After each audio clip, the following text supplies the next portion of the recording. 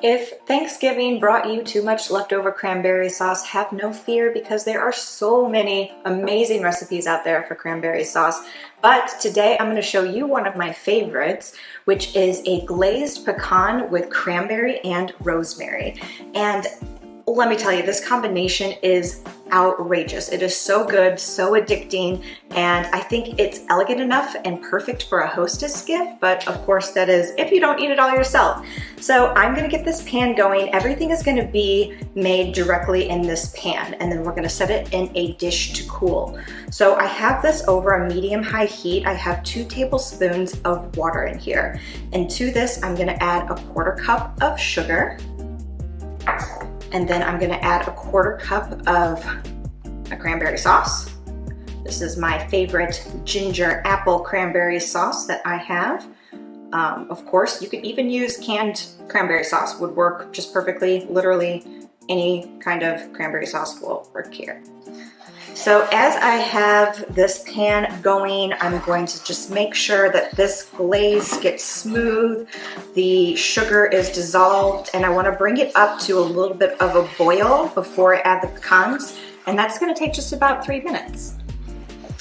Okay, so my glaze is going, it's nice and bubbly, everything is blended together, it's still nice and runny, so now is the time to add your pecans.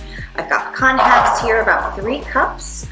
They are raw and untoasted, so I am just going to start adding this to the mix, making sure that everything is coated really well. Smells delicious already.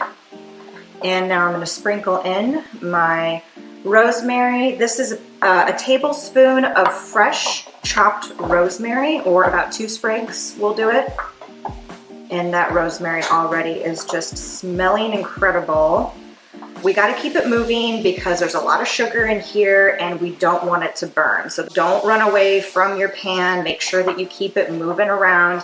And if it starts to get a little bit too hot, or you're starting to smell, maybe it's singeing a little bit, turn it down to about a medium. I'm keeping it still right now at about medium high, but I am probably going to turn it down actually.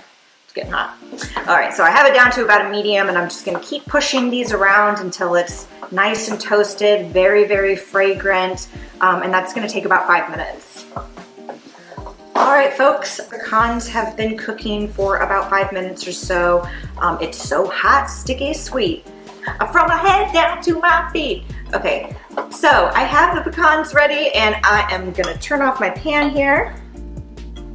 I am going to pour it out onto a parchment-lined baking sheet because, again, this is super sticky, guys. So yummy, sweet, savory with that rosemary. So I'm just going to kind of smear it out here, allow it to cool down, not get too stuck together and too big of clumps. Of course, once it cools down, you can break up the clumps later. So here we go. Now the next step is we're going to add a little bit of salt over the top. All nuts need a little bit of salt. And then black pepper. It needs just that little bit, just a little bit. And now this is like lava in your mouth, so please don't eat this right away. Allow it to cool completely to room temperature. You can break apart the pieces that might be still sticking together, and that's it. You could put this on top of pretty much anything. This would taste great over some roasted sweet potatoes. This would taste great over your morning yogurt. Really, the options are endless. That is, of course, like I said before, that you don't finish this whole serving in one bite, because I promise you, you are going to be addicted to this stuff. So this is a great way, again, to use up some leftover cranberry sauce, and I've got some more cranberry sauce recipes on the way.